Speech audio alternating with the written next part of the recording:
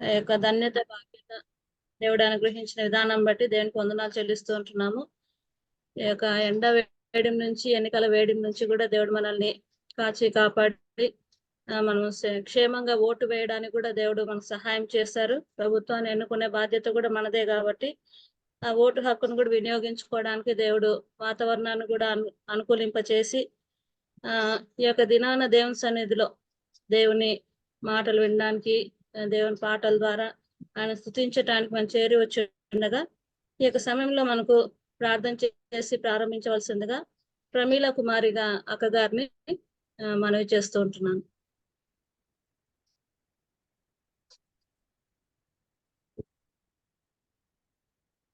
ప్రమీల కుమారి అక్క.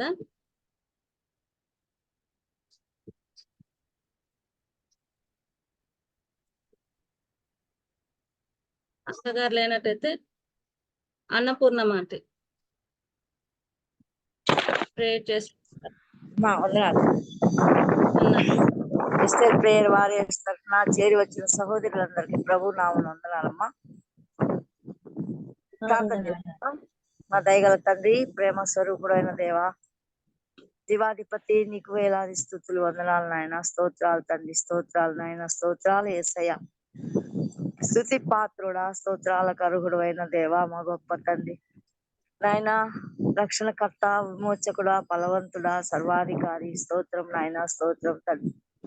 ఇదిగో ఇలాగున్న నాయన ఈ దినం నాయన మరి 4 గంటల సమయంలో మీ బిడ్డలతో కలిసి ఇలా ప్రార్థన చేయటం మీరు ఇచ్చిన కృపను బట్టి మా ప్రభువాని సన్నిధికి రావడానికి ప్రవేశాన్ని బట్టి స్తుతిస్తున్నాం నాయన తండ్రి. మా మంచి యేసయ్య, నీకెన్నో వందనాలు జీవాధిపతి, మా రక్షణకర్త, మా విమోచకుడు అయిన దేవాని స్తోత్రాలు నాయన. ఘనమైన దేవా, గత కొన్ని 2-3 ఏళ్ల నుంచి నాయన మా ప్రభు 4 సంవత్సరాల నుంచి నాయన దేవా ఇలాగున్న ప్రభు ఈ యొక్క జూమ్ మీటింగ్ ఏర్పాటు చేసిన నీ దాసురాలను బట్టి స్తుతిస్తూ నా ప్రభు నా దేవా నాయన ఘనమైన నీ నామానికే స్తోత్రం. చేరి వచ్చిన బిడ్డలను బట్టి స్తోత్రాలు. ఇంకా రావాల్సిన బిడ్డలను త్వరపెట్టి నడిపించండి నాయన దేవా. అయ్యా దుప్పి నీటి వాగుల కొరకు ఆశపడినట్లుగా తండ్రి మీ వాక్కుల కొరకు నాయన దేవా మీ తండ్రి మీ సన్నిధికి వచ్చి మీ మాటలు వినడానికి ఇష్టం పుట్టించినందుకు స్తోత్రాలు. కృపగల దేవా, మీ బిడ్డలందరినీ తండ్రి మీరు త్వరగా తీసుకురండి నాయన. సమయమును సద్వినియోగం చేసుకోమన్న దేవా. అవును నాయన తండ్రి దేవా, ఈ సమయం పోతే రాదు కదా తండ్రి నాయన. అయ్యా నేను ఎలక్షన్ కి పోయి నాయన, మాది ఒల్లూరు, అక్కడికి పోయి ఓటు వేసి అయ్యా హోటల్లో భోజనం చేస్తూ ఫోన్ అక్కడ పెట్టి వచ్చానయ్యా. నిన్న మొన్న నేను వినలేకపోయినానయ్యా, నన్ను క్షమించు దేవా. అయితే నా తండ్రి నా దేవా, ఆ హోటల్ అమ్మాయి మా అబ్బాయి ఫ్రెండ్ కాబట్టి ఈ ఫోన్ నాన్న ఎవరు తీసుకోలేదయ్యా, అక్కడే ఉంది నాయన. ఎంత ప్రేమ మూర్తి నాయన నాకు ఇచ్చిన ఈ ఫోన్ కై స్తోత్రాలు, కృతజ్ఞతలు నాయన దేవా. దేవా నాయన మా బిడ్డ పోయి తీసుకొచ్చాడయ్యా డ్యూటీ నిమిత్తం. అక్కడికి వెళ్ళి వస్తూ ఆ ఫోన్ తీసుకుని వచ్చాడు. ఫోన్ చేశానయ్యా, అక్కడ పెట్టి వచ్చానని చెప్పినప్పుడు నాయన నా తండ్రి పోతే ఇచ్చారు నాయన. వాళ్ళందరిని బట్టి నేను స్తుతిస్తున్నాను నాయన. ఇది నీ వచ్చింది నాయన, నీ మాటలు వినడానికి ఇచ్చిన ఫోన్ ప్రభా. స్తోత్రం నాయన, కృతజ్ఞతాస్తుతుల్ని చెల్లిస్తున్నాను. నాపై చూపిన నీ ప్రేమకు స్తోత్రాలు వందనాలు చెల్లిస్తున్నాయన. ఇదిగో తండ్రి పాట పాడే బిడ్డని అలాగే వాక్య పరిచయం చేసే బిడ్డని మీ చేతులకు అప్పగించుకుంటున్నాను నాయన దేవా. నీ దాసరాల ద్వారా మాతో మాట్లాడండి. చక్కగా కీర్తనల ద్వారా స్తుతించే భాగ్యం నీ దాసరానికి ఇచ్చిన ఆయన నా ప్రభా. పాఠానికి కృప చూపండి స్వామి. స్తోత్రం. మీ మాటలు వినడానికి చెవులు గ్రహించే మనసు దయచేయమని మహిమ ఘనత ప్రభావాలు మీకు ఆరోపిస్తూ కృపగల దేవ, రేపటి దినం ఎల్లుండి జరగబోయే ఆ యొక్క తండ్రి మరి 100 సంవత్సరాలు ఈ యొక్క తండ్రి దేవ సేవా పరిచయం ప్రారంభించి నాయన ఈ యొక్క అయ్యా కృతజ్ఞతాస్థుతులు అయ్యా నీకు. రేపటి దినం ఎల్లుండి జరగబోయే మీటింగులకి నాయన మీ బిడ్డల్ని క్షేమంగా తీసుకురండి నాయన. వాతావరణాన్ని మీరు అధీనంలో ఉంచుకున్నారు నాయన, కొంత చల్లబరిచారు నాయన. నీ ప్రేమ ఎంత గొప్పది స్వామి. అయ్యా నీ బిడ్డల ప్రార్థనలు ఆలకించి అంతటా వర్షాలని తండ్రి రాజేస్తున్నందుకు స్తోత్రాలు. వాతావరణాన్ని నాయన మీ గుప్పెట్లో పెట్టుకున్నందుకు స్తోత్రాలు అయ్యా. చల్లగా గాలి చక్కగా ఉంది నాయన వాతావరణం అందుని బట్టి స్తుతిస్తున్నానా. ఈ కూడికి అంతట్లో మీరే ఆది అంతము, మీరే అధ్యక్షత వహించి నాయన ఘనముగా మీ నామానికే మహిమ తెచ్చుకుందురని మహిమ ఘనత ప్రభావాలు మీకు అర్పిస్తూ యేసు ప్రభువు వారి దివ్య నామంలో ప్రార్థించి ప్రారంభిస్తున్నాం మా ప్రియ పరలోకపు తండ్రి. ఆమేన్. ఆమేన్. వందనాలండి. వందనాలు. ఈ యొక్క సమయంలో పాట పాడవలసిందిగా సిస్టర్ సుజాత కొట్టారి గారిని మనవి చేస్తుంటున్నాం.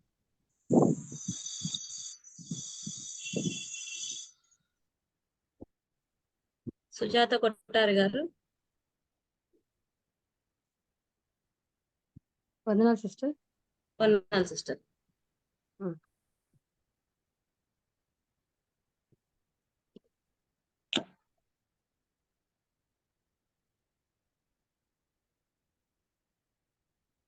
ఎవరైనా ఉన్నారా, ఎజటైనా ఉన్నారా, ఎలాంటి స్నేహితుడు? ఎవరైనా ఉన్నారా, ఎలాంటి స్నేహితుడు? నా యేసయ్య లాంటి మంచి స్నేహితుడు, ప్రేమించి ప్రాణం పెట్టిన గొప్ప స్నేహితుడు. ఎవరైనా ఉన్నారా, ఎచటైనా ఉన్నారా, ఇలాంటి స్నేహితుడు? హేతువేమి లేకుండా, లాభమేమి పొందకుండా, ప్రేమ చూపువారు లేరు లోకమందునా. హేతువేమి లేకుండా, లాభమేమి పొందకుండా, ప్రేమ చూపువారు లేరు లోకమందునా. నేను కోరుకోకుండా నా కోసము తనను తాను చేసినాడు సిలువ యాగము. నేను కోరుకోకుండా నా కోసము తనను తాను చేసినాడు సిలువ త్యాగము. ఎవరైనా ఉన్నారా, ఎచటైనా ఉన్నారా, ఇలాంటి స్నేహితుడు?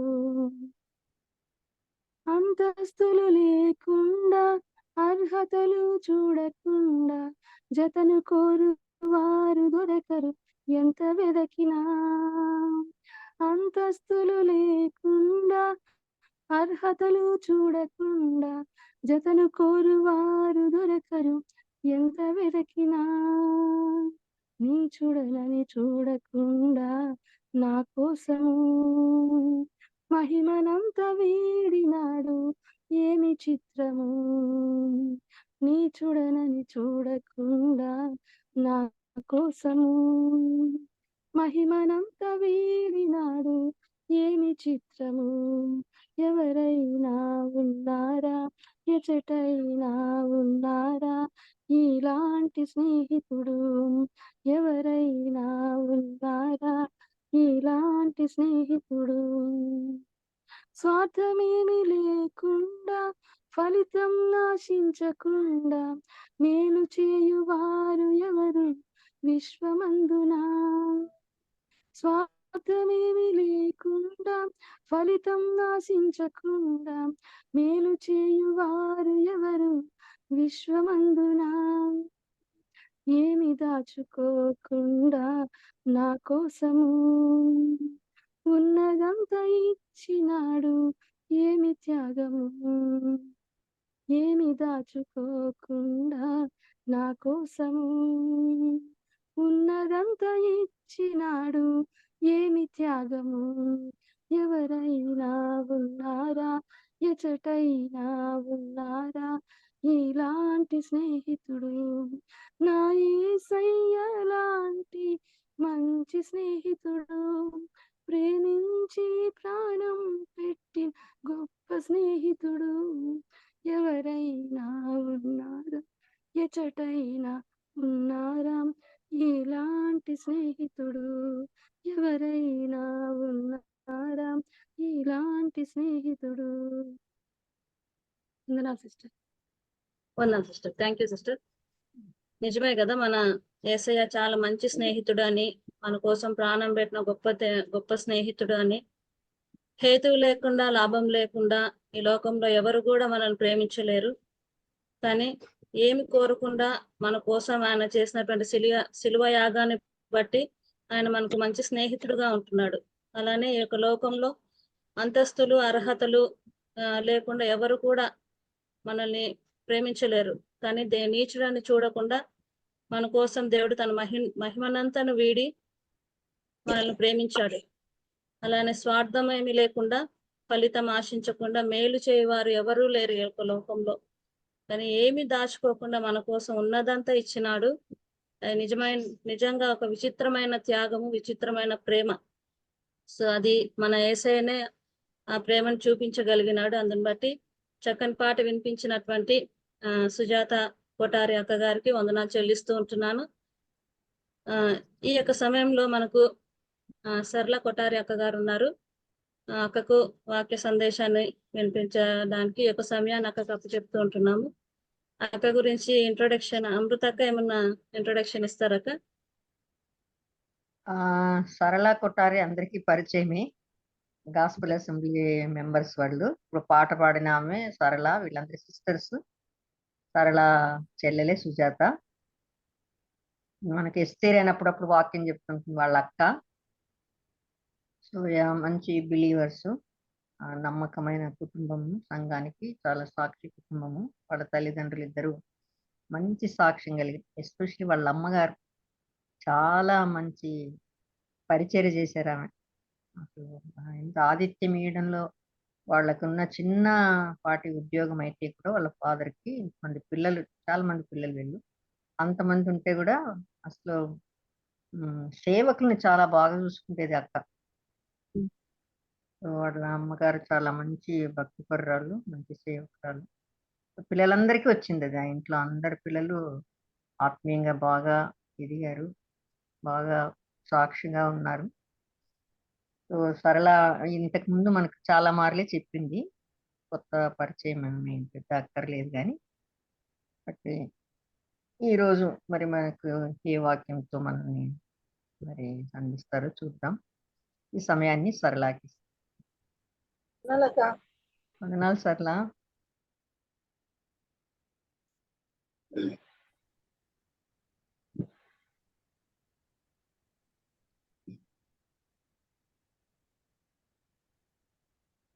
దేవుడు నాకు అవకాశం ఇచ్చినందుకు ఆయనకు వేలాది వందనాలు చెల్లిస్తూ ఉన్నాను. మరి అదేవిధంగా మరి కేజకకు, అమృతకు, వీళ్ళందరికీ కూడా వందనాలు చెల్లిస్తూ ఉన్నాను. ఎందుకంటే ఈ సమయాన్ని నాకు ఇచ్చారు. నేను దీన్ని కరెక్ట్గా చేయడానికి కృప చూపించాలన్న దేవుని ప్రార్థన చేసి తర్వాత అప్పుడు ధ్యానంలోకి వెళ్ళాం. దేవుని నమ్మకం కలిగిన మా ప్రియాపరలోకి వచ్చండి. మీ అపారమైన ప్రేమపై వందనాలు స్థితులు స్తోత్రాలు చెల్లిస్తూ ఉన్నాను తండ్రి. నాయన ప్రభా, మరి 4 నెలల తర్వాత నాయన మళ్ళీ నాకు ఈ భాగ్యాన్ని ఇచ్చారు ప్రభా. వందనాలు స్థితులు స్తోత్రాలు చెల్లిస్తున్నాను తండ్రి. నాయన ఈసారి ఏ టాపిక్ గురించి చెప్పాలా అని అనుకునేదాన్ని ప్రభావం. నేను అనుకోకుండా ప్రవర్తన మరి ఒక చెప్పినప్పుడు ప్రవర్తన అయినా మరి నేను పెద్ద ప్రిపేర్ కూడా కాలేదయ్యా. మీరే నాకు సహాయం చేయండి. మరి టాపిక్ ఇచ్చారు నాకు మీరు, దీన్ని నేను ఎలా చెప్పాలో మీరే తెలియజేయండి ప్రభా. ఎవరికి వాక్యం అవసరమో నాకు తెలియదు ప్రవర్తన నాయన, మరి నాకు అవసరమే ప్రభా. మరి ఈ యొక్క వాక్యం ఇంకా ప్రవర్తన ఎవరికైనా అవసరమైతే ప్రభా వాళ్ళకి నేను దయచేయండి నాయన ప్రభా. మరి విన్న వాక్యాన్ని ప్రవర్తన హృదయంలో భద్రపరుచుకొని దాని ప్రకారం మేము జీవించడానికి కుటుంబాన్ని దయచేయండి ప్రార్థిస్తున్నాను. సహాయం చేయండి. చూపించుకొని ప్రార్థిస్తున్నాను నాయన. మరి ప్రభా పాట పడిన సుజీ కోసంగా ప్రార్థిస్తున్నాను తండ్రి నాయన. పాపని కూడా బ్లెస్ చేయండి, సహాయం చేయండి ప్రభా. మరి ఇంకా తండ్రి నాయన మరి నీలిమ రాజేశ్వర్ కోసం ప్రార్థిస్తున్నాను తండ్రి. తన ప్రవర్తన నాయన మరి తీసుకుంటున్నదా తన కూడా ప్రవర్తన ఎప్పుడు ఏం మాట మాట్లాడాలో తండ్రి మీరు తెలియజేయని ప్రార్థిస్తున్నాను, సహాయం చేయండి ప్రభా. ఆయన మరి ఎంతో మంది పెద్దవాళ్ళు ఉన్నారు ప్రవర్తన ఆయన మరి ప్రవర్తనని ఆయన బట్టి ప్రవర్తన ఆయన అవకాశాన్ని ఇచ్చారు. నేను ఏదైనా తప్పులు చెప్పిన ప్రవర్తన ఎవరు అనుకోకుండా సహాయం చేయమని ప్రార్థిస్తున్నాను. నేను తప్పులు రాకుండా మీరే నా నోటిని ముట్టండి ప్రవర్తన మరి మోషకు ఆయన మీరే నోటి గురగా ఆశ్రయించారు. అయినా మీరే నా నోటి గురగా ఉండమని ప్రవర్తన నా మాట లేకుండా ప్రవర్తన మీరే మాట్లాడమని సహాయం చేయమని యేసు పరిశుద్ధ నామమున ప్రార్థించి వేడుకుంటున్నాను. ఆమేన్. ఆమేన్. మత్తయి సువార్త 13వ అధ్యాయం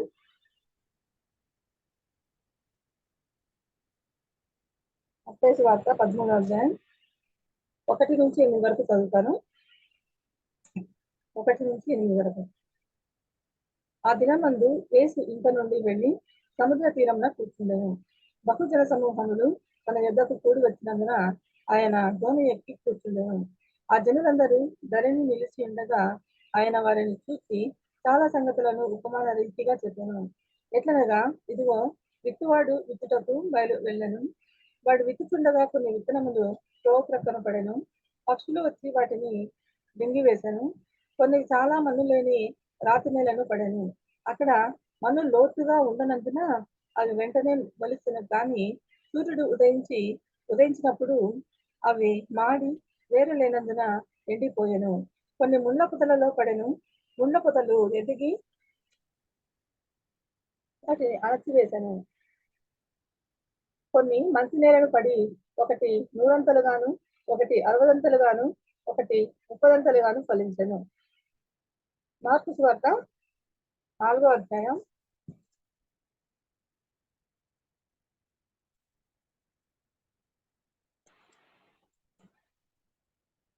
1 నుంచి 20 వరకు.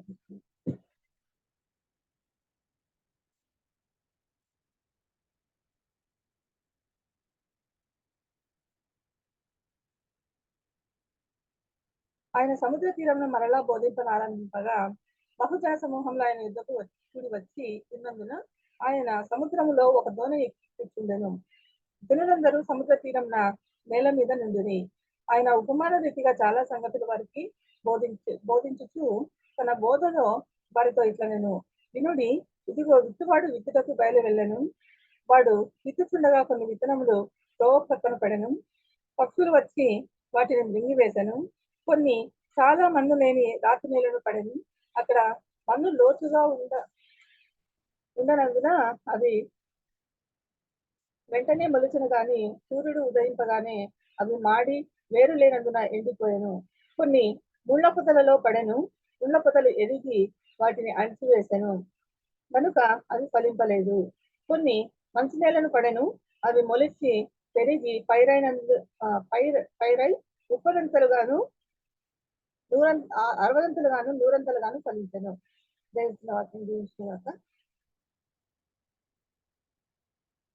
స్టార్టింగ్ లో కొద్దిగా పరిచయం చేయాలనుకుంటున్నాను. ఎందుకంటే మంది తెలుసు, ఎవరో ఒకరిద్దరు తెలియని వాళ్ళు ఉండొచ్చు.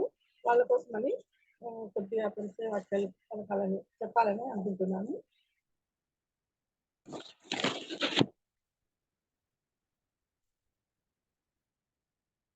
కొత్త నిబంధన పరిచయం చేస్తాను.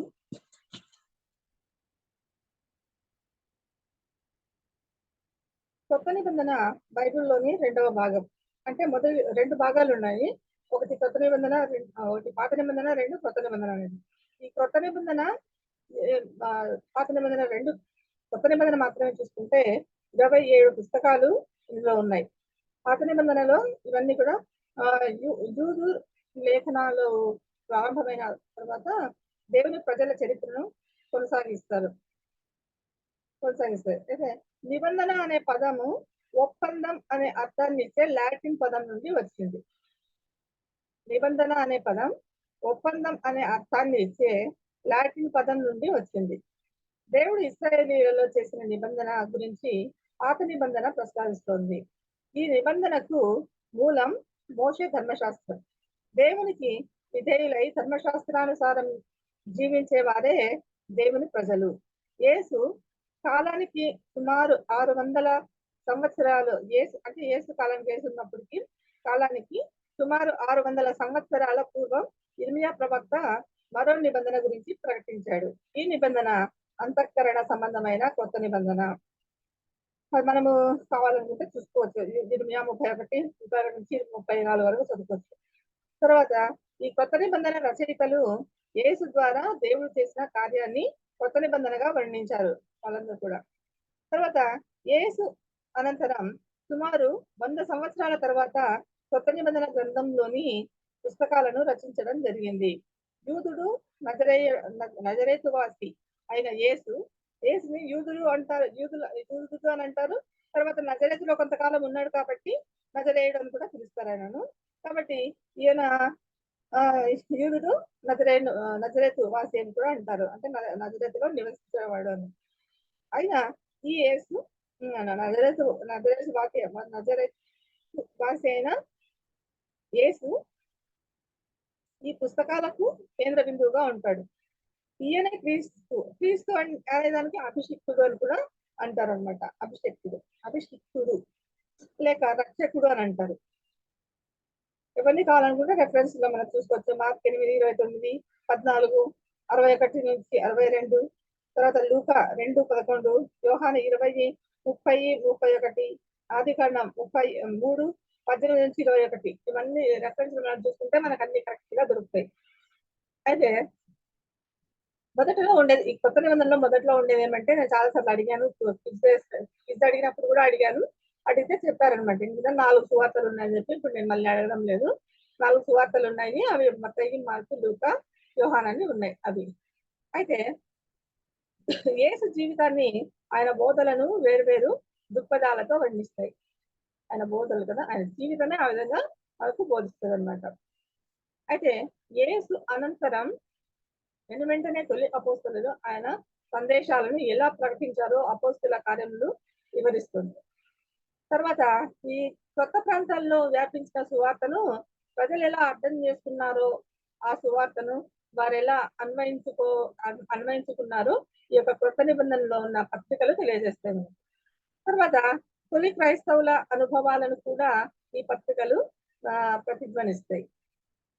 దేవుడు కొత్త భూమిని, కొత్త ఆకాశాన్ని ఆవిష్కరిస్తాడనే నిరీక్షణతో కొత్త నిబంధనలోని చివరి గ్రంథమైన ప్రకటన ముగుస్తోంది. ఈ కొత్త నిబంధనలోని పుస్తకాల రచన కాలాన్ని నిర్దిష్టంగా చెప్పడం సాధ్యం కాదు మనం. అయితే ఈ పౌలు రాసిన పత్రికల్లో కొన్ని కొత్త నిబంధనలోని తొలి రచనలని పలు పండితులు అభిప్రాయపడుతూ ఉంటారు. వాళ్ళ అభిప్రాయం అది. అయితే వాస్తవానికి సువార్తలు, అపోస్తలుల కార్యములు రచన చాలా కాలం తర్వాత జరిగింది. అపోస్తలుల కార్యాలు అనేది ఆ గ్రంథం యొక్క రచన అనేది చాలా కాలం తర్వాత జరిగింది. బహుశా మార్కు తొలి సువార్త కావచ్చు. అంటే మామూలుగా మనకు చూస్తే ఏమది, ఫస్ట్ మత్తయి సువార్త అని మనం అనుకుంటాము. మత్తయి సువార్తనే మనం చదువుకుంటాం, మత్తయి సువార్త అనే చెప్పుకుంటాం. కానీ ఈ యొక్క బహుశా ఈ మార్కు తొలి సువార్త కావచ్చు అని చెప్పేసి కొంతమంది చెప్తున్నారు అనమాట. Mark first. తర్వాత క్రీస్తు పూర్వం 70లో యెరూషలేము పతనం తర్వాత మార్కు సువార్తను రచించి ఉండవచ్చు అని చెప్పేసి చెప్తారు. తర్వాత యేసు, ఆయన శిష్యులు అరమేయ భాషను మాట్లాడినప్పటికీ కొత్త నిబంధనలోని కొన్ని పుస్తకాలను నాటి వ్యవహార భాష అయిన గ్రీకులో రచించారు. రచించింది గ్రీకులో రచించినారు. తర్వాత కొత్త నిబంధన రచయితలకు యూదు లేఖనాల గ్రీకు భాషాంతరం చేశారనమాట. అది కూడా సుపరిచితమైనదే. కొత్త నిబంధనలో దాదాపు ఇప్పుడు లేనట్లే అవన్నీ కూడా. ఇవి చాలా కాలం క్రితమే శిథిలమయ్యాయి. అయితే ఈ ప్రతుల అది అయిపోయినట్లు మనకు. నెక్స్ట్ ఈ యొక్క గ్రీకు భాషలోని కొత్త నిబంధన పూర్తి తొలి ప్రతి సుమారు క్రీస్తు శకం 4వ శతాబ్దం నాటిది అది. అయితే కానీ వీటిలో కొన్ని పుస్తకాల తొలి ప్రతులు క్రీస్తు శకం 125 నాటివి. తర్వాత కార్టిక్స్రియా నేడు మన బైబిల్లో కొత్త నిబంధనలో ఉన్న 27 పుస్తకాలు తుది రూపంలోనికి రావడానికి సుమారు 300 సంవత్సరాల కాలం పట్టింది. కొత్త నిబంధన రాయడానికి. కొత్త నిబంధన గురించి పరిచయం అన్నమాట. నెక్స్ట్ మత్తయి గురించి కొంచెం చెప్తాను. దేవుడు పాత నిబంధనలో తన ప్రజలకు వాగ్దానం చేసిన రక్షకుడు యేసేనని, ఆయన వాగ్దానాలన్నీ యేసులో నెరవేరాయని మత్తయి సువార్త చెప్తోంది. ఈ సువార్త కేవలం యూదులకు మాత్రమే కాదని, ఇది యావత్ ప్రపంచానికి కూడా ఈ సువార్త చెప్తోంది. తర్వాత యేసు జననంతో ప్రారంభమవుతుంది ఇది. ఈ సువార్తలో ఆయన బాప్తిసం, ఆ తర్వాత ఆయనకు ఎదురైన శోధనలు, ఆయన బోధలు, ఆయన అద్భుత కార్యాలు, ఆయన స్వస్థతలు ఒక చక్కని అమరికలో కనిపిస్తాయి. తర్వాత ఈ సువార్త యేసు ఇహలోక జీవితంలోని చివరి వారం గురించి ఆయన గలిలయ నుండి యెరూషలేమునకు చేసిన ప్రయాణం గురించి, ఆయన శిలువ మరణం గురించి, ఆయన పునరుత్థానం గురించి తెలియజేస్తాయి. అయితే దీంట్లో విషయ సూచిక చూస్తున్నాం. ఇక్కడ ఏముందంటే యేసుక్రీస్తు వంశావళి మరియు ఆయన జననం. అది మత్తయి సువార్త 1వ అధ్యాయం 1 నుంచి 2, 1వ అధ్యాయం 1 నుంచి 2వ అధ్యాయం 23 దాకా అది యేసుక్రీస్తు వంశావళి, తర్వాత ఆయన యొక్క జననం గురించి మనకు తెలియజేస్తుంది. ఈ యొక్క బాప్తిస్మం ఇచ్చి యోహాను పరిచర్య వచ్చేసి 3వ అధ్యాయము 1 నుంచి 12 వరకు తెలియజేస్తుంది. తర్వాత యేసు బాప్తిస్మం మరియు శోధనలు 3వ అధ్యాయం 13 నుంచి 4వ అధ్యాయం 11వ వచనం దాకా ఉంటుంది. గలిలయలో యేసు బహిరంగ పరిచర్య 4వ అధ్యాయం 12 నుంచి 18వ అధ్యాయం 35 వరకు ఉంటుంది. గలిలయ నుండి యెరూషలేముకు వచ్చేసి 19వ అధ్యాయం 1వ వచనం నుంచి 20వ అధ్యాయం 34వ వచనం దాకా ఉంటుంది. యెరూషలేములోని పరిసరాల్లోనూ చివరి వారం వచ్చేసి 12వ అధ్యాయం 1 నుంచి 27 66వ వచనం దాకా ఉంటుంది. ప్రభు పునరుత్థానం మరియు ప్రత్యక్షతలు వచ్చేసి 28వ అధ్యాయం 1 నుంచి 20 దాకా ఉంటుంది. ఇది చిన్న పరిచయం మత్తయి సువార్త గురించి. అయితే ఇప్పుడు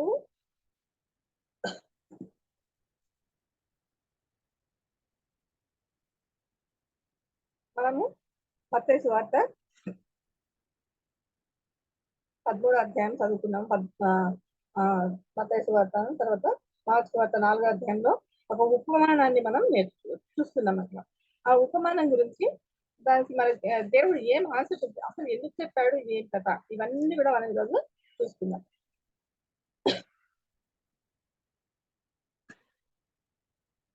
ఆ దినంలో యేసు ఇంత నుండి వెళ్ళి సముద్ర తీరమున కూర్చుందను. యేసు ఏం చేశాడంట ఆ రోజుల్లో? ఆ ఇంటిలో నుంచి సముద్ర తీరానికి వెళ్ళాడంట.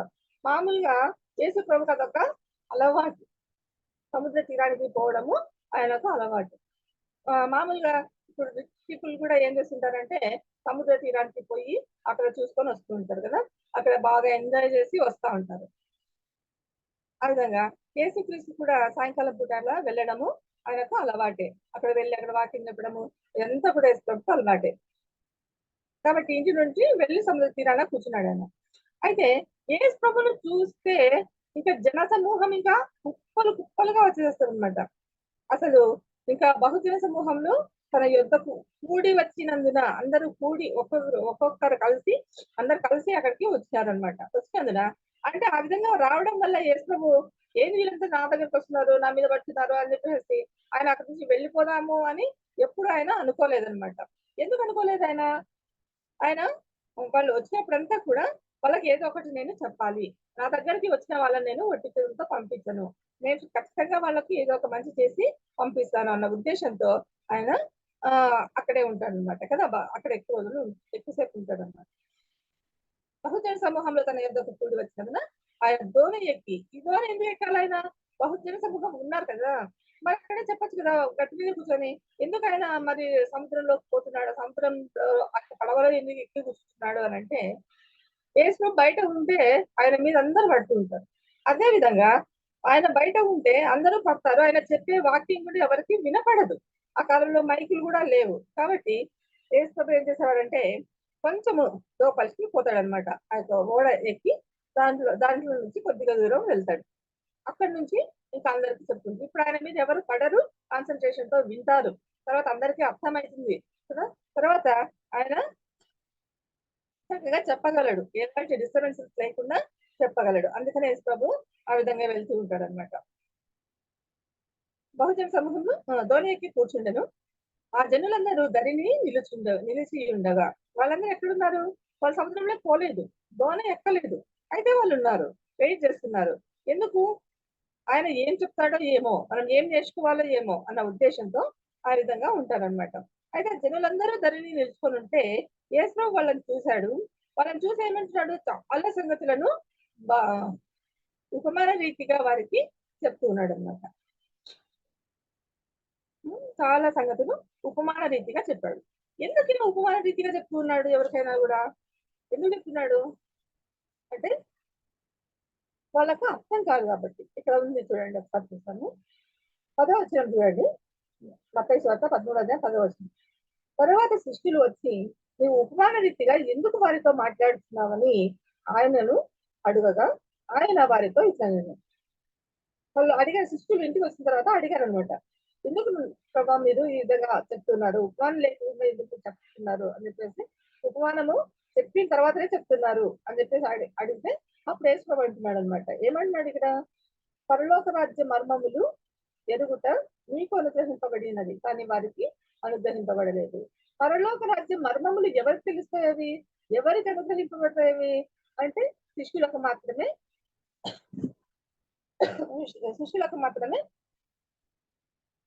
అర్థమవుతాయి అనమాట. మిగిలిన వాళ్ళకి అది అర్థం కాదు. కానీ వారికి అనుగ్రహింపబడలేదు. కలిగిన వానికే ఇయ్యబడును, వానికి సమృద్ధి కలుగును, లేని వానికి కలిగినదియు వాని యొద్ద నుండి తీసివేయబడును. చూడండి, మామూలుగా కలిగిన వాళ్ళకి ఎక్కువ సపోర్ట్ చేస్తుంటారు ఈ లోకంలో కదా, కానీ వాళ్ళతోనే స్నేహం చేసుకుంటారు. కానీ కొంతమంది బీద వాళ్ళతో చేసేవాళ్ళు ఉంటారు, వాళ్ళు అట్లా సరిపోతారు కదా. కాబట్టి ఆ విధంగా ఉన్న వాళ్ళకి వైపు లేని వాళ్ళకి వైపు అట్లా ఉంటారన్నమాట. కానీ దేవుడి దృష్టిలో అందరూ ఒకటే. అడిగినప్పుడు ఏం చెప్తున్నాడు ఇక్కడ? పరలోక రాజ్య మర్మములు ఎరుగుట మీకు అనుగ్రహింపబడినది, కానీ వారికి అనుగ్రహింపబడలేదు. కలిగిన వానికే ఇయ్యబడును. ఏం చేస్తారంట? కలిగిన వానికి ఇయ్యబడును. యేసు ప్రభువు నమ్ముకున్న వాళ్ళకు దేవుడు ఆశీర్వదించాడు, యేసు ప్రభువు నమ్ముకోని వాళ్ళని కూడా దేవుడు ఆశీర్వదించాడు. ఎందుకు అర్థంగా ఆశీర్వదించాడు? మంచి వాళ్ళ మీద సూర్యుడు ఉదయిస్తున్నాడు, చెడ్డ వాళ్ళ మీద కూడా సూర్యుడు ఉదయిస్తున్నాడు కదా. కాబట్టి ఆయన ఏం చేస్తున్నాడు? కలిగిన వారికే ఇస్తున్నాడు. కొంతమంది నాకు ఏ ఫలాంతు లేదు ప్రభా అని చెప్పేసి ఏడ్చే వాళ్ళు, బాధపడే వాళ్ళు ఎంతో మంది ఉంటారు. అయితే ఇక్కడ ఈయన ఏం చేస్తున్నాడు? ఇక్కడ ఏం చేస్తున్నాడు? యేసు ప్రభు కలిగిన వానికే ఇయ్యబడును అంటున్నాడు. అంటే ఉన్న వాళ్ళకే ఇంకా ఇస్తున్నాడంట. ఈ లోకంలో అంతే, అడుగుతూ ఉంటారు, మరి ఏంటి దేవుడు ఇక్కడ చెప్పాడు, మళ్ళీ అంత కలిగిన వాళ్ళకే ఇస్తా ఉన్నాడు, మరి మాకు ఇవ్వలేదు, లేని వాళ్ళు ఏం కావాలా, లేని వాళ్ళు ఏం చేయాలా, వాళ్ళకి ఇవ్వచ్చు కదా. వాళ్ళ దేవుడు నమ్ముకోకపోయినా కూడా వాళ్ళు అలా అడుగుతుంటారు అనమాట. దేవుడు నమ్ముకున్న వాళ్ళు కూడా కొంతమంది అడుగుతూ ఉంటారు అనమాట. సమృద్ధి కలుగును, లేని వారికి కలిగినది వాని యొద్ద నుండి తీసివేయబడు. లేని వానికి ఏమవుతుందంట? వాని యొద్ద నుంచి అది తీసివేయబడుతుందంట. అంటే మన దగ్గర ఎంత కొంచెం ఉంటుందో ఆ కొంచెం కూడా తీసేస్తారంట. కాబట్టి ఆ విధంగా మనం ఉండకూడదు అనమాట. తర్వాత మరియు వారు చూచుచుండి చూడరు. అంటే వాళ్ళు ఇక్కడనే ఉంటారు, మనందరి మధ్యలోనే ఉంటారు, చూస్తూ ఉంటారు, కానీ వాళ్ళకి కనపడదు కదా. కనపడదంటే కళ్ళు గుడ్డైనాయని కాదని అర్థము.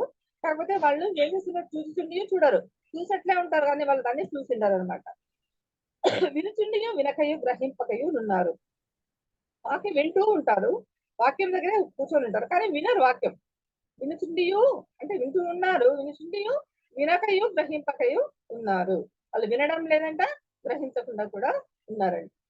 ఇందు నిమిత్తం నేను ఉపమాన రీతిగా వారికి బోధించుతున్నాను అని చెప్పేసి చెప్తున్నాడు దేవుడు. ఇక్కడ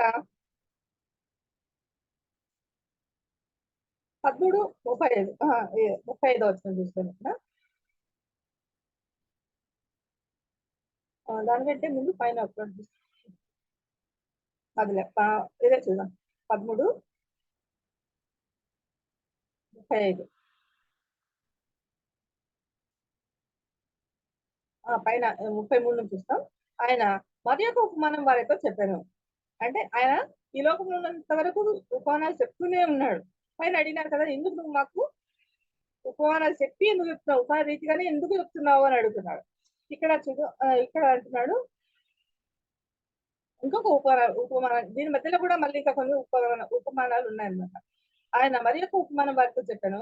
పరలోక రాజ్యం ఒక స్త్రీ తీసుకొని ఇండి అంత ఆది వద్దులేండి మాకు. ఇది ఒక 35వ వచనం చూద్దాం. 35వ వచనంలో ఉపమానం లేక వారికి ఏమీ బోధింపలేదు. ఏమంట? ఉపమానము చెప్పకుండా వాళ్ళకి ఏది కూడా బోధించలేదంట. ఎందుకు? వాళ్ళకి అనుగ్రహింపబడలేదు కాబట్టి ఆ విధంగా ఉందన్నమాట.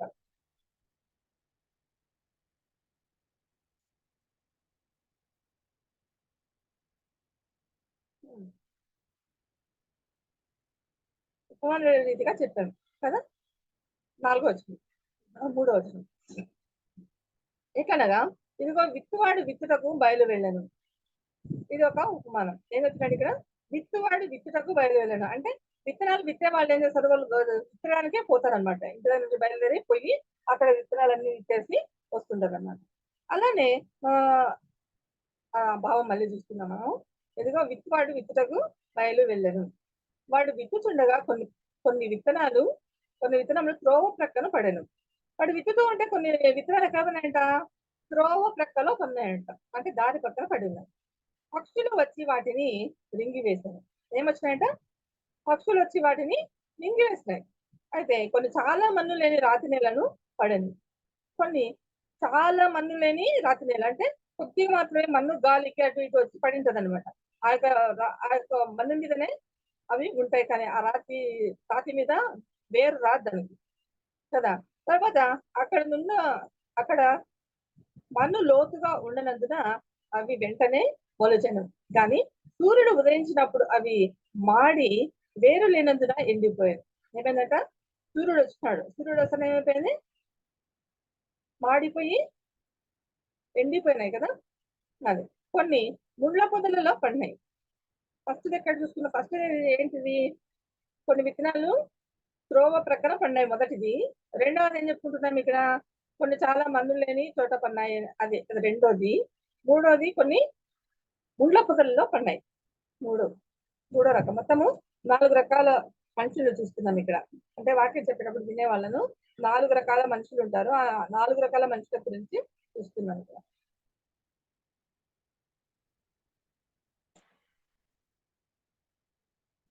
ముళ్ళ పొదలు ఎదిగి వాటిని అణిచివేశారు. ఏం చేశారంట? ముళ్ళ పొదల్లో ఉన్నాయి కదా, అవి ముళ్ళ పొదలు చాలా ఈజీగా పెరుగుతాయి. దానికి నీళ్లు కూడా పోయాల్సిన అవసరం లేదు. అవి చక్కగా పెరుగుతూ ఉంటాయి. అయితే దాని నుంచి ఏం యూజ్ ఉంటుందంటే ఏదో ఫ్యూయల్ కు యూజ్ చేయడానికి, పొయ్యిలో కట్టలు పెట్టుకోవడానికి అవన్నీ యూజ్ చేస్తారు. ఇంకా ఏమైనా చేసుకోవడానికి కూడా యూజ్ చేస్తారు. అయితే పొయ్యి ఆ కంపచేతలో పడింది. అయితే అవేమైనా వాటిని అణిచేస్తాయి. అవి పెరిగి అవి వాటిని అణిచేస్తాయి విత్తనాలను. అయితే నాలుగో రకము కొన్ని మంచినీళ్ళను పడి, కొన్ని ఎక్కడ పడినాయి? మంచినీళ్ళలో పడినాయి. ఈ మంచినీళ్ళలో పడి ఏం చేస్తున్నాయి? ఒకటి 100 గాను, ఒకటి 60 గాను, ఒకటి 30 గాను ఫలించు. ఇది మార్క్స్ వర్క్ ఎట్లుందంటే ఒకడు 30 గాను, 60 గాను, 100 గాను అని ఉందన్నమాట. అంటే కింద నుంచి పైకి పోవడం అన్నమాట. ఇక్కడ కొంతమంది ఏమవుతారు? మొత్తం ఏం చెప్తున్నాడంటే ఎక్కువ ఫలాల నుంచి మళ్ళీ తక్కువకు రావడము, దానికంటే మళ్ళీ తక్కువ రావడము అట్లా చెప్తున్నాడు కదా. 100, తర్వాత 60, ఆ తర్వాత 30 తగ్గిపోతున్నాడు ఇక్కడ కదా. ఆ విధంగా ఫలిస్తారట. అయితే మార్క్స్ వార్తలు ఏముందంటే తక్కువ నుంచి ఎక్కువ అన్నమాట కదా. ఏమంటున్నాడు అక్కడ? ఒకరు 30, తర్వాత 60, ఆ తర్వాత 100. ఈ విధంగా మనం ఈ విధంగా ఉండాలన్నమాట కదా. తగ్గిపోయే వారుగా ఉండకూడదు.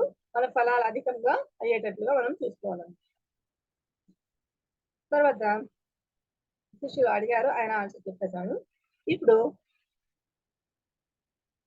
పైన అదంతా చెప్పేసి ఆయన ఎందుకు అర్థం చెప్తున్నాడు?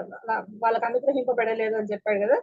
అందుకే నేను ఉపమాన రీతిగా చెప్తున్నాను. ఇందు నిమిత్తము నేను ఉపమాన రీతిగా వారికి బోధించుతున్నాను అని చెప్పాను. ఈ ప్రజలు కన్నులారా చూసి, చెవులారా విని, హృదయముతో గ్రహించి, మనసు తిప్పుకొని నా వలన స్వస్థత పొందకుండానట్లు వారి హృదయము వినది, వారి చెవులు వినుటకు మందము లేనవి, వారు తమ కన్నులు మూసుకొని ఉన్నారు, కనుక మీరు వినుట మట్టుకు విందురు కానీ గ్రహింపనే గ్రహింపరు, చూచుట మట్టుకు చూతురు గాని ఎంత మాత్రమును తెలుసుకున్నారు అని యెషయా చెప్పిన ప్రవచనము వీరి విషయమై నెరవేరుచున్నది. ఇక పాత నిబంధనలో చెప్పిన మన ప్రవచనాలన్నీ కూడా మన కొత్త నిబంధనలో నెరవేరినట్లుగా చూస్తూ ఉంటాం కదా. ఇక్కడ కూడా ఏమైంది చూడండి, ఇక్కడ యెషయా ప్రవక్త చెప్పాడంట ఈ మాట. ఏం మాట చెప్పాడు ఆయన? కన్నులున్నా చూడలేరు, చెవులున్నా వినలేరు, హృదయం ఉన్నా గ్రహించలేరు, మనసు తిప్పుకొని నా వలన స్వస్థత పొందినట్లు వారి హృదయములు స్వస్థత పొందకుండునట్లు వారి హృదయములు కొవ్వినవి. దేవుడికి ఎంత కోపం వచ్చిందో. మామూలుగా మనం ఎవరైనా ఏం పోవా నీకు అని అంట కదా, ఏదో కోపం వచ్చినప్పుడు అంటాం. మరి ఆ మాట అంటే అనిపించుకున్న వాళ్ళకి ఎంత రోషం కదా. అసలు ఎందుకు నన్నకున్నాయి, నువ్వేమన్నా నాకేమన్నా పెట్టి సాకున్నావా, ఎందుకన్నావు నువ్వు అని చెప్పి వాళ్ళ మీద కొట్లాడికి వెళ్ళిపోతారు కదా. అయితే ఇక్కడ దేవుడు కూడా చూసాడు వాళ్ళు చేసేది అన్ని చూసాడు. చూసి ఏం చేస్తున్నాడు, ఆయన చెప్తున్నాడు ఇక్కడ. ఎందుకు వాళ్ళకి నేను ఉపమాన రీతిగా చెప్తున్నానంటే వాళ్ళ హృదయం వినది కదా. వాళ్ళ చెవులు వినటకు మందములైనవి, చెవులు వినడానికి కూడా మందం అయిపోయినాయి. కొంతమంది చెప్తే వినరు కదా, అంటే విన్నట్లే ఉంటారు కానీ వినరు. అంటే దాని అర్థం ఏమంటే చెవులు ఉండి కూడా వినలేదు అన్నట్టుగా. ఇక్కడ 9వ వచనంలో చూస్తున్నాం, ఇక్కడ చెవులు గలవాడు వినుగాక అని చెప్పాను. అక్కడ ఉపమానం చెప్పిన తర్వాత అక్కడ ఏమంటున్నాడంటే చెవులు చెవులు గలవాడు వినుగాక అని చెప్పి చెప్తుంది. అంటే దాని అర్థం ఏమంటే చెవులు లేవు అని కాదు దాని అర్థము. ఒక చిన్న కథ చెప్తాను. ఒక అడవిలో సింహం ఉంది, జింక ఉంది. ఆ జింక ఇంకా ఆడుకుంటూ ఉంది. అది వాళ్ళ అమ్మ, దానికి ఇల్లు కట్టుకున్నారు. వాళ్ళ అమ్మ బయటకు వెళ్తూ నేను ఆహారం తీసుకొని వస్తాను, చిన్నది కదా తీసుకోదన్నమాట. బిడ్డని ఇంట్లో పెట్టేసి పోతుంది. పోయి నేను తీసుకొని వస్తాను నీకు ఆహారము, నువ్వు బయటికి రావద్దు, ఈ వాకిలి తీయద్దు అని చెప్పేసి పోతుంది. చెప్పిపోతే అప్పుడు ఏం చేస్తుంది అది, సరే అని చెప్పేసి వాళ్ళమ్మ పోయిన కొద్దిసేపు అయితేనే ఆత్రం అనమాట. ఎందుకు చెప్పిందో ఏమో మా అమ్మ, నేను చూడాలి, ఏముందో దాంట్లో ఏమో నేను చూడాలి, ఇదే అనమాట. చూడొద్దు అంటే చూసేదే కదా, మనం అంతే కదా, చెయ్యొద్దు అంటే చేస్తాం కదా. కాబట్టి అక్కడ ఏమైంది, అది పోయింది. చిన్నది తల్లి పోయింది తీసుకురావడానికి ఆహారము. కూతురు ఏం చేస్తా ఉంది, ఇంట్లో ఉండి చిన్నగా డోర్ ఓపెన్ చేస్తుంది. డోర్ ఓపెన్ చేస్తే అసలు రోజా ఫ్లవర్స్ ఎంత అందంగా ఉన్నాయంట. ఇప్పుడు మా అమ్మాయి ఎంత చెడ్డది, నేను చూడడానికి వెళ్తే నేను ఇవన్నీ చూస్తానని మా మమ్మీ నన్ను బయటికి రానికోకుండా దాచిపెట్టింది అని చెప్పేసి చెప్పి కొంచెం ముందుకు పోతుందంట. ఇంకా కొంచెం ముందుకు పోతే ఇంకా బాగుంటాయంట ఫ్లవర్స్. చాలా చాలా చాలా చాలా రకరకాల ఫ్లవర్స్ ఉన్నాయి. తోటలాగా ఉంది అదంతా కూడా. అయితే ఆ తోటలాగా ఉంటే ఇదేం చేసింది, అట్లా చూసుకుంటూ చుట్టూ కాంపౌండ్ ఉందంట. ఆ కాంపౌండ్ దగ్గరికి వెళ్ళి ఆ డోర్ దగ్గరికి వెళ్ళిందంట, గేట్ దగ్గరికి వెళ్ళి చూస్తుందంట. చూస్తూనే అంతా చాలా అందంగా కనిపిస్తుందంట ప్రపంచం అంతా. ఈ రోజైనా మా అమ్మ నాకు చూపలేదా అని అనుకుంటూ ఉంది. అంతలోపల ఒక పులి వచ్చిందంట. ఆ పులి వచ్చి దూరం నుంచి చూసి అది దగ్గరకు వస్తా ఉంది. ఇది వచ్చేసి దీనికి భయం అవుతా ఉంది, కానీ ఏం చేయలేదు. అంతలోపల అది వచ్చేసి దాని పంజా వేసిందంట, దాని మీద వేసి పట్టుకొని ఏం చేసింది, నేను అది తినాలి అనుకుందంట. ఆ జింకను నేను తినాలి అనుకొని ఏటు వేసింది. అయితే అది తినాలనుకున్నప్పటికీ దాని పిల్లలు ఉన్నాయంట. అంటే కొత్తగానే దానికి పిల్లలు పుట్టింటాయి, అవి చిన్నవి. అవి బయటికి పోయి తినలేదు కదా, బయటికి లేత మాంసం కావాలి. కాబట్టి అది ఏం చేసిందంటే వచ్చిందంట. వచ్చి లేత మాంసం తిందామని చెప్పేసి వచ్చేసరికి పిల్లలు గుర్తొచ్చినారు కదా, ఇంటికి పోయి పిల్లల్ని పిలుచుకొని వస్తా ఉంది. పిల్లల్ని పిలుచుకొని వచ్చింది. అది వచ్చే టయానికి ఇంకో నక్క వచ్చిందంట. నక్క వచ్చి చూసి ఏది పులి పంజా ఉన్నట్టుంది, ఇది ఎందుకు ఇక్కడ ఉంది, ఎవరు తినలేదు అని చెప్పేసి చూస్తే ఇది పులినే, అయితే ఎందుకో అట్లా వదిలిపెట్టిపోయింది అని చెప్పేసి ఇది దాన్ని తినకూడదు అనుకుంటే ఏం చేయాలంట, పులులు ఏదైనా చిన్న గాయమైనా కూడా తినవంట. శరీరంలో ఏ చిన్న గాయమైనా కూడా ఆ బ్లడ్ కానీ ఏదైనా చూస్తే మాత్రము అవి తినవంట. అలాంటి వాటిని ఏమీ లేకుండా బాగుండే వాటినే తింటాయంట. కాబట్టి అదేం చేసింది,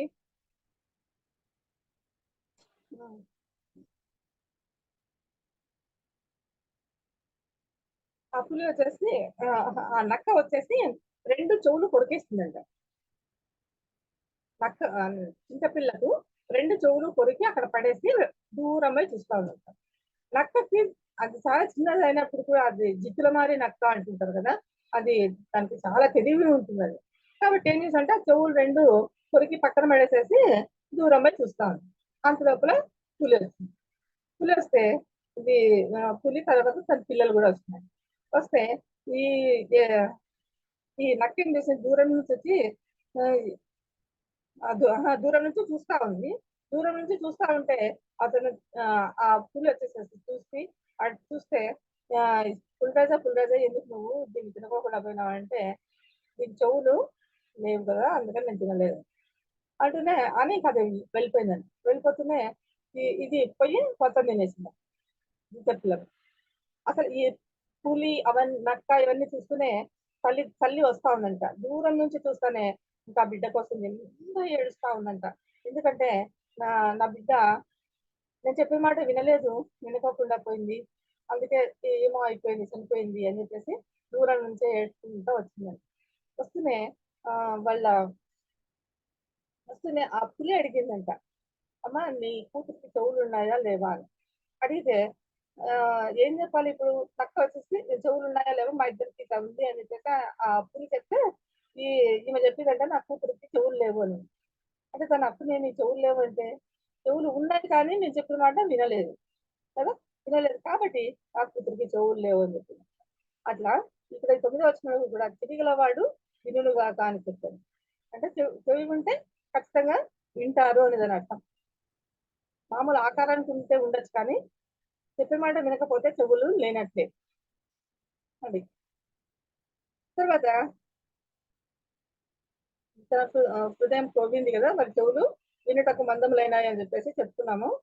తమ కనులను చూసుకుని ఉన్నారు కనుక మీరు వినుట మట్టుకు విందురు కానీ గ్రహించరు, చూచుట మట్టుకు చూతురు కానీ ఎంత మాత్రము తెలుసుకున్నారు అని చెప్పేసి ఇక్కడ చెప్తున్నారు. అని ఎవరు చెప్పారంటే ఈ వాక్యము యెషయా ప్రవక్త చెప్పాడంట.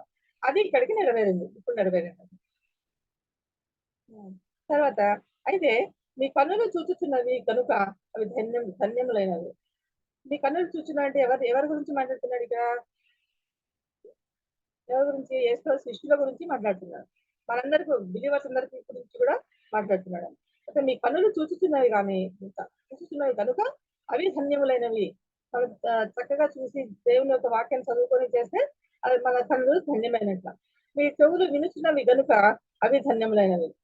మనం కూడా దేవుని నమ్ముకొని తర్వాత వాక్యాన్ని వింటూ ఉంటే అప్పుడు మన చెవులు ధన్యములైనట్లు అన్నమాట కదా, మన చెవులు ధన్యములైనట్లు. మీరు చూచు వాటిని చూడకపోయింది, చూచు వాటిని చూడగోరారు అంటే నేను దీన్ని చూడొచ్చు అనమాట, చూడొచ్చిందని నేను చూస్తానని చెప్పేసి అనుకున్నారు. చూడకపోయారు, చూడాలనుకున్నారు కానీ చూడలేదు. అయితే మీరు విను వాటిని వినకపోయారని మీతో నిశ్చయంగా చెప్తున్నారు. వినే వాళ్ళ గురించి కూడా చెప్పేశారు కదా అని అదంతా యేసు చెప్పాడు. ఇప్పుడు విత్తువాని గుర్చిన ఉపమాన భావము వినుడి. ఏమంటుంది ఇక్కడ, విత్తువాని గుర్చిన ఉపమాన భావం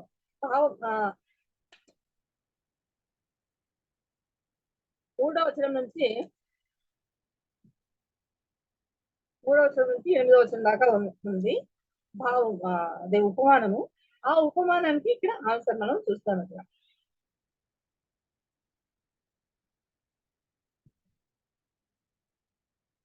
విత్తువాని గుర్చిన ఉపమాన భావం వినడి. ఎవడైనను రాజ్యమును గూర్చిన వాక్యము వినియు గ్రహింపక ఉండగా దుష్టుడు వచ్చి వాని హృదయములో దుష్టపడిన దానిని ఎత్తుకొని పోవును. ఎవడైనను రాజ్యమును గురించి, రాజ్యం అంటే పరలోక రాజ్యం గురించిన వాక్యము వినియు అంటే విన్నారు, గ్రహింపక ఉండగా, విన్నారు కానీ వాళ్ళకి అర్థం కాలేదు. అర్థం అంటే దుష్టుడు వచ్చి ఏం చేస్తాడు, వాని హృదయంలో విత్తబడిన దాన్ని ఎత్తుకొని వెళ్ళిపోతాడు కదా, ఎత్తుకొని వెళ్ళిపోతాడు. అంటే నేను మీకు కూర్చొని అందరూ దీంట్లో మొత్తం ఏమిందంటే అందరూ కూడా కూర్చొని వాక్యం వింటూ ఉన్నారు. ఆ వాక్యం వినే వాళ్ళల్లో 4 రకాల మనుషులు ఉన్నారు. ఆ 4 రకాల మనుషుల గురించి ఇక్కడ చెప్పబడుతుంది అనమాట. ఎవరెవరైతే అది దృష్టి వచ్చి వాళ్ళ హృదయంలో విత్తబడిన దాన్ని ఎత్తుకొని పోను. త్రోవ ప్రక్కను విత్తబడిన వాడు వీడే. అంటే వీళ్ళు ఎలాంటి వాళ్ళు, త్రోవ ప్రక్కలో పడినవాడు. త్రోవ ప్రక్కలో పడితే ఏమవుతుంది, అది ఏమన్నా ఫలిస్తుందా? ఫలించదు. దుష్టుడు వచ్చి హృదయంలో ఉన్న విత్తబడిన వాక్యం ఉంటుంది. మన హృదయమే నేల. ఆ నేలలో 4 రకాల ఉన్నారు కదా. నీళ్ళు వచ్చేసి వాక్యం. కాబట్టి ఇక్కడ త్రోవ ప్రక్కన విత్తబడిన వాడు వీడే అని చెప్పేసి చెప్పాడు. తర్వాత రాతి నేలలో విత్తబడిన వాడు వాక్యం విని వెంటనే సంతోషంతో దాన్ని ఇది చూసాం ఇక్కడ.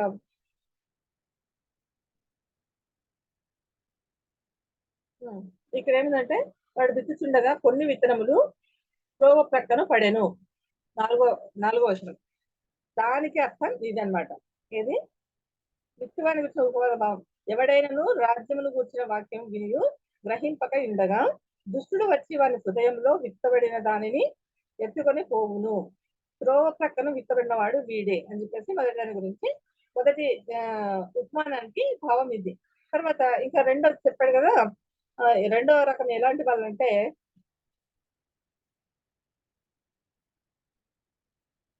అయితే అతనిలో వేరు లేనందున అతడు కొంతకాలం నిలుచును.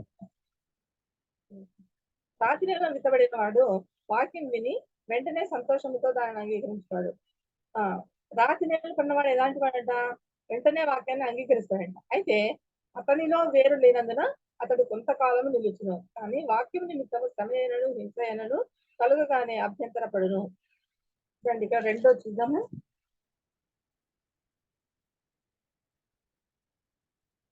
మొదటిది త్రోవ ప్రక్కన పడినవి.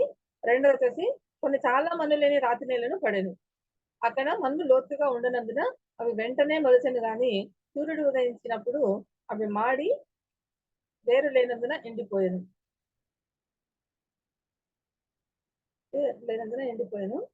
కొన్ని ముళ్ళ పొదల్లో పడాను. అది తర్వాత చూద్దాం.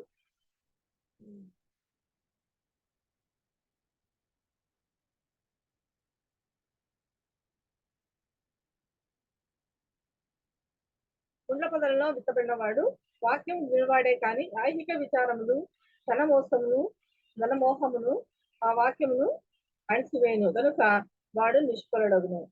అదనమాట. ముళ్ళలో పడితే అవన్నీ ఐహిక విచారాలు అంటే అసలు ఈ లోక సంబంధమైన విషయాలు అనమాట అవి. తర్వాత ధనమోసం, ధనం మీద ప్రేమ, ఎప్పుడు ధనము మోసంగానైనా ఎప్పుడైనా కానీ సంపాదించడం అదే వాళ్ళకు కావాలి. ఆ వాక్యంను అణిచివేయను కనుక ఈ ఐహిక విచారము ధనమోహము అనేది రెండు కూడా ఈ యొక్క వాక్యాన్ని అణిచివేసి ఏం చేస్తాయి, అణిచివేయడం వల్ల వాడు నిష్ఫలుడవుతాడు. వాళ్ళ ఏ ఫలం అనేది ఉండదు, ఏది లేకుండా ఉంటుంది అన్నమాట. తర్వాత మూడో చూద్దాం. సూర్యుడు ఉదయించినప్పుడు అది మాడి వేరులేనందున ఎండిపోయినది అయిపోయింది. కొన్ని ముళ్ళ పొదలలో పడెను. ముళ్ళ పొదలు ఎదిగి వాటిని అణిచివేసను. అది మూడోది. ముళ్ళ పొదలలో విత్తబడిన వాడు వాక్యం వినివాడే కానీ ఐహిక విచారంలో ధనమోసంలో ఆ వాక్యంను అణిచివేయను కనుక వాడు నిష్ఫలుడగును. తర్వాత మంచి నేలను విత్తువాడు. ఇక్కడ చూడండి 8వ వచనంలో కొన్ని మంచి నేలను పడి ఒకటి 100 ఒకటి 60 ఒకటి 30 ఫలించను. చేయగలవాడు వినుగాకాను అని చెప్పాను. దీంట్లో లాస్ట్ చూద్దాం. ఇక్కడ 4వ రకము. మంచి నీళ్ళను విత్తబడిన వాడు వాక్యం విని గ్రహించువాడు. అంటే వినాలి, గ్రహించాలి, రెండు ఉంటేనే వాడు వాక్యం చక్కగా విన్నట్లు, లేదంటే లేదు. అసలు వాక్యం వినడానికి దేవుడు ఎంత ఇదిగా దాన్ని చెప్పినాడంటే నిజంగా మనం ఊరికే సింపుల్ గా తీసుకుంటానని, కానీ దేవుడు ఇంత తీసుకొని చెప్పాడు అనమాట. ఇంత బడ్జెట్ తీసుకొని వాళ్ళకి చెప్తూ వచ్చాడు ఉపాన్ రీతిగా. ఇంకా మంచి నీళ్ళను విత్తబడిన వాడు వాక్యం విని గ్రహించు వాడు. అట్టి వారు సఫరులై ఒకడు 100 ఒకడు 60 ఒకడు 30 ఫలించున్నాడు.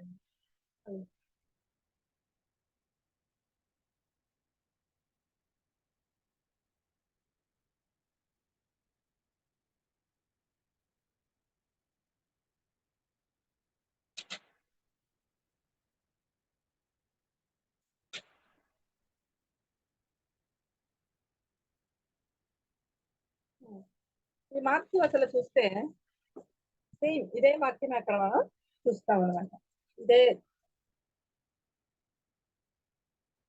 ఇదే ఉపమానము, దీనికి ఆన్సర్ మొత్తం ఉంది, కావాలనుకుంటే మీరు చదువుకోండి. మత్తయి ఒకటి ఒకటి ఒకటి మత్తయి 13 1 నుంచి 23 వచనాలు చదవండి. తర్వాత మార్కు సువార్త 1 నుంచి 20 వచనాల దాకా చదువుకుంటే సేమ్ అది ఇదంతా ఒకటే ఉంటుంది. అందుకే నేను అంతా చదవలేదు, కానీ కొన్ని కొన్ని మాటల్లో తేడా ఉంటుంది, కానీ అర్థం మాత్రం ఒకటే ఉంటుంది చూసుకుంటే. ఇక్కడ 34 వచనం చూద్దాము. 4వ అధ్యాయము 34వ వచనం. ఉపమానం లేక వారికి బోధింపలేదు. దాని పైన కూడా చదువుతాను. 33 చూద్దాం. వారికి వినుటకు శక్తి కలిగిన కొద్దీ ఇలాంటి అనేకమైన ఉపమానములను చెప్పి ఆయన వారికి వాక్యం బోధించింది. ఏం చేశారంటే ఈయన వినుటకు శక్తి కలిగిన కొద్దీ ఎంతవరకు వినగలరో వినేంత వరకు కూడా. మామూలుగా ఇప్పుడు స్కూల్స్ లో కాలేజెస్ లో ఏం చేస్తారంటే వీళ్ళు వినే టైం ఎంతవరకు అంటే ఒక 45 మినిట్స్ అయితే కూర్చొని ఈజీగా వింటారు. ఏదైనా కూడా 45 మినిట్స్ దాటిందంటే ఏది వినరు. ఇంకా చెప్తున్నా కూడా లేకపోవడం, లేదంటే ఏదో ఒకటి చేయడం, అట్లా ఆడుకోవడం, ఏదో చేస్తుంటారు పిల్లలు కూడా. కాబట్టి వాళ్ళకి శక్తి ఎంత వరకు ఉందో అంతవరకు ఈయన చెప్తున్నాడు. ఎన్ని ఉపమానాలు చెప్పాడు కదా, వాళ్ళకి ఇంత శక్తి ఉందో. నిజంగా ఆ శక్తి మనకు లేదు కదా. ఆయన వారికి వాక్యం బోధించగలరు. ఉపమానం లేక వారికి బోధింపలేదు. ఈ మాటకు వస్తే ఈ వచనం తీసుకున్నాను. ఉపమానం లేకుండా వారికి ఏది కూడా బోధించలేదంటే ప్రతిదీ ఉపమానంతోనే. అందుకే మీరు చూడండి, ఒక అధ్యాయంలోనే 4-5 ఉపమానాలు ఉంటాయి. ఒక అధ్యాయంలోనే కొన్ని, ఇంకా ఎక్కువ కూడా ఉండొచ్చు, ఎక్కువ కూడా ఉన్నాయి. కాబట్టి ఉపమానం లేకుండా అది దేవుడు వాళ్ళకి బోధించలేదని. కానీ ఒంటరిగా ఉన్నప్పుడు తన శిష్యులకు అన్నిటినీ విషదపరచను. ఒంటరిగా ఉన్నప్పుడు శిష్యులకు బోధించాడంట. మామూలుగా ఇక్కడ కూడా ఏదో ఒక్క చూస్తాను. తర్వాత ఇక్కడ 8వ వచనంలో చూస్తే కొన్ని మంచి నెలను పడెను, అవి మొలిచి పెరిగి పైరై 30 గాను 60 గాను 100 గాను ఫలించండి. ఈ విధంగా మనం ఫలించే వాళ్ళుగా ఉండాలి. అంతకుముందు చెప్పాను కదా, దానికి రిలేటెడ్.